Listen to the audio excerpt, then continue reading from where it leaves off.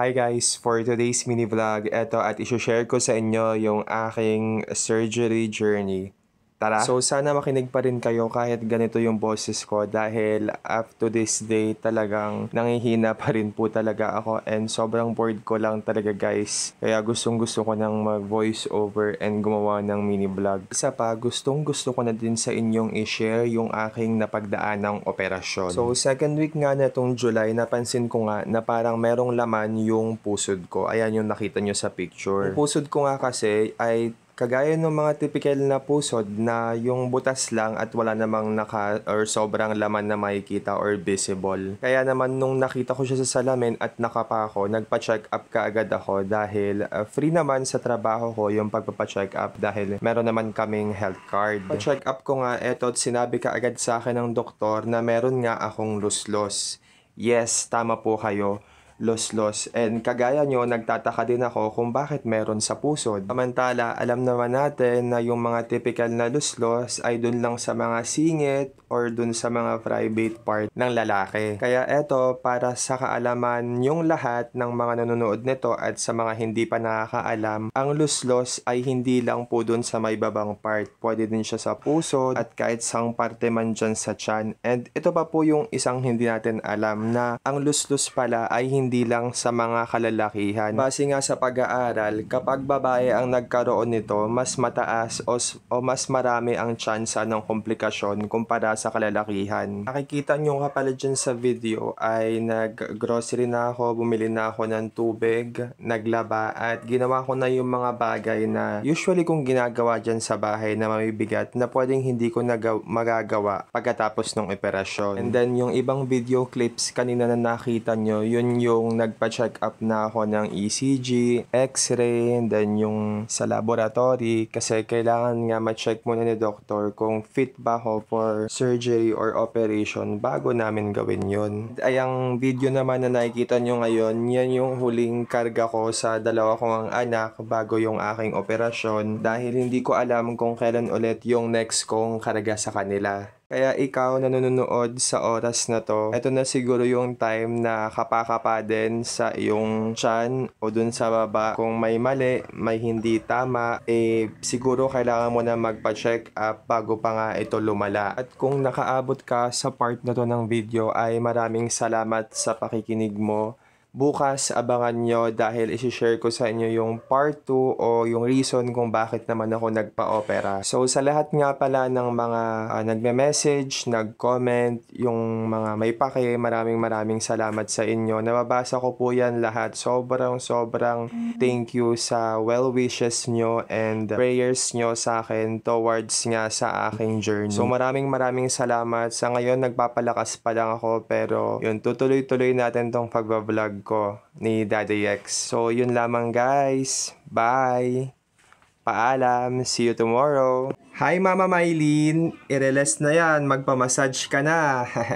Hi guys! For today's mini vlog, eto at isi-share ko sa inyo yung part 2 ng aking surgery journey.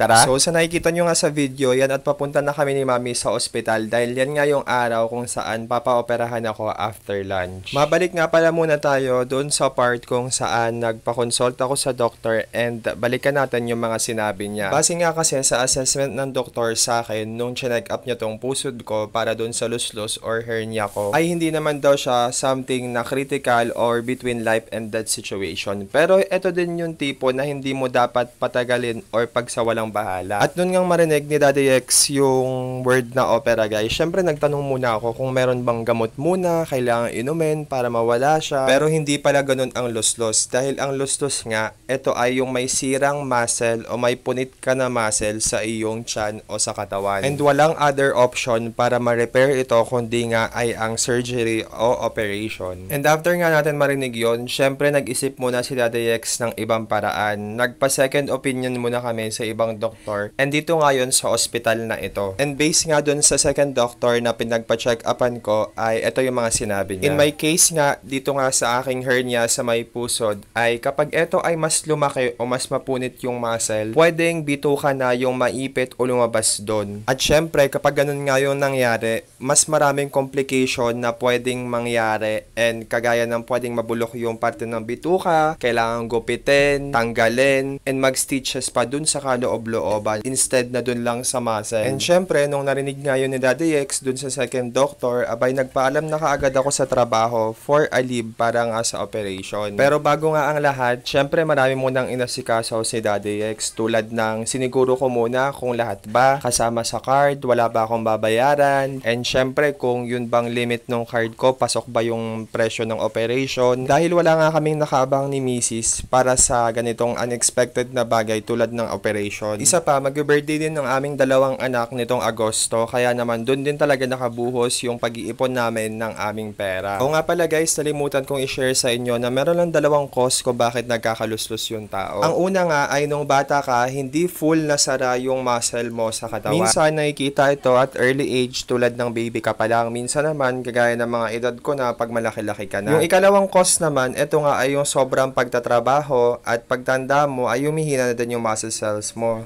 Kaya marami din cases ng luslos sa mas matatanda. So, mabalik na tayo dito sa video guys. 12 o'clock na yan and 4 o'clock yung schedule ng operation ko. Kaya naman every hour dyan, pasok ng pasok yung nurse para i-check yung vitals ko. Si mami namang kinakabahan ay at pinakain ko muna dahil bawal nga kumain ng inyong Daddy X guys. Ayan na nga ang huling procedure sa akin bago ako dalhin sa operating room. Hanggang dito na nga lang pala yung video. Yun lamang guys. Bye!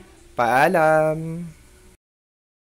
Thank you for this Bible verse, Mami Mike and Bander Sean. Hi guys! For today's mini vlog, eto at i-share ko na sa inyo yung part 3 nitong aking surgery vlog. Tara! So after nga ng mga procedure, eto at kinuha na nga ako sa room para dalhin nga sa operating room. At sabi ko nga kay Mrs. samahan niya ako at sundan para naman may video hanggang papunta nga doon sa operating room. Nung time nga na yan guys, ay wala talaga ako nararamdaman na kaba habang dinadala ako paloob doon. Siguro nga kasi ready naman talaga ako and nandyan lang si Mami sa tabi ko. And tiwala din naman ako sa doctor ko dahil sabi niya ay tulog ako the whole procedure ng operation. Ayan pa nga at may pagkaway-pagkaway pa ako kay Mami dyan nung nandun na ako sa pinakaloob-loob kung saan syempre hindi na pwede si Mami. Pero sa totoo lang guys, nandun na ako sa mismong operating room. Ang dami palang room doon guys and marami kayo maririnig and ang dami ding pasyente doon na inooperahan. Kaya naman nakaramdam ng konting kaba ang inyong Daddy X. Konti lang naman. Shucks. And after 4 hours nga, eto at reunited na ako kay Mrs. Thank you Lord for successful operation. Alin? Oh, so ano ka? Waist down, wali? Are you okay? Thank you, Jesus. No? Worry ako eh. Gusto kong potato corner. Bukas bibilang kita, promise. Pag ano. Hi guys, first video, Daddy is doctor.